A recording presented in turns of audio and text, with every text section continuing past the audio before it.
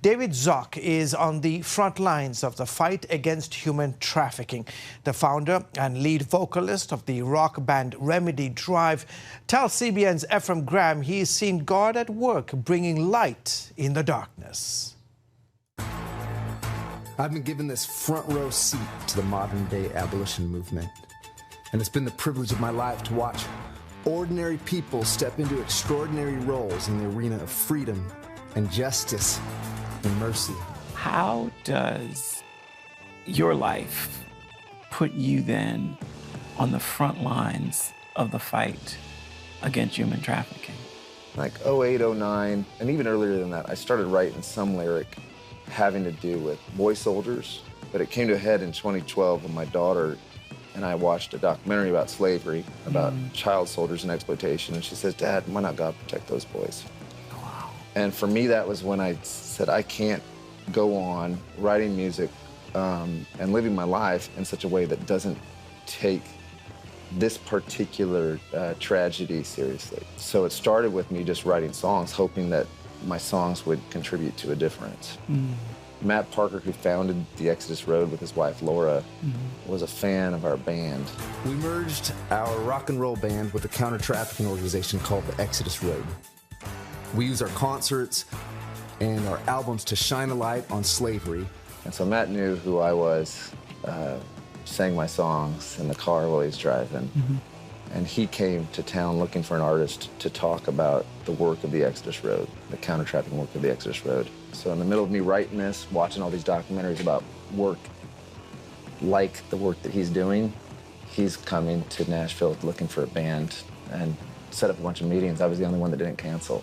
And then he started talking about the work, spying on traffickers, using hidden cameras and cyber forensic software to find evidence of what they're doing. And I kind of sheepishly asked, "Hey, what do you think if I came along and just to see?" So that's how it started for me. I got to kind of shadow him on a trip, meet some of the team, and start doing undercover work, you know, just surface level stuff on that first trip. And it just turned into what it is now.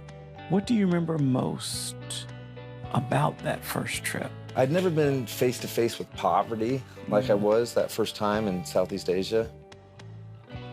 And the desperation that surrounds poverty, like I'd never seen it. And because I'd done all this research about sex trafficking, about slavery, leading up to that, I felt like I was going to be able to handle it, but it shook me to the core. Wow. Like to see hundreds and hundreds of women being sold and teenage girls in clubs, but then on the side of the road, and it doesn't look like what you think it would look like. Just that desperation, it impacted me deeply, and the sense of helplessness, like, this is too big of a scale, this one city alone. Can I really do anything? I left feeling too small, too inadequate. How do you keep from getting overwhelmed in light of the difficulty of what it is you do? I think I do get overwhelmed. I'm trying to find that line, you know? Like, I don't think there's true fulfillment or true joy in this life without intentionally aligning ourselves with somebody else's sorrow. Like, that's what it means to be like Jesus Christ from Nazareth. But it's so overwhelming. I've never wanted what's wrong to be made right so desperately. I hear people say we're the body of Christ, so let's act like it. Let's be the hands and feet, you know? What do you think we in our comfortable world, what do we not know? I don't think we know, one, what kind of desperate situation will put someone in a situation where they have to hope that the agency that's taking their kid from the hill country down to the major city, that's a legitimate agency that's going to employ them at a hotel or a restaurant. You know, it's a desperate move. The kids are 15. My girl's 15 now, so when I started this work, she was 5. Why can a whole culture look the other way when this is obviously happening in broad daylight? But I also think, and this is hopeful, I think we don't know what kind of change we can make as one person, as one interview with you, one platform with CBN, one rock and roll band. The ripples that you and I can create turn to tidal waves, and I believe that with all my heart.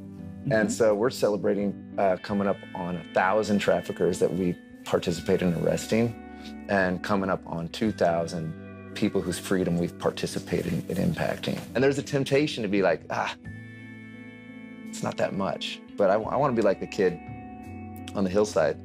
Everybody said, man, no, Jesus doesn't need your lunch. It's like, but I got 5 loaves of bread and 2 fish. And that's what I have.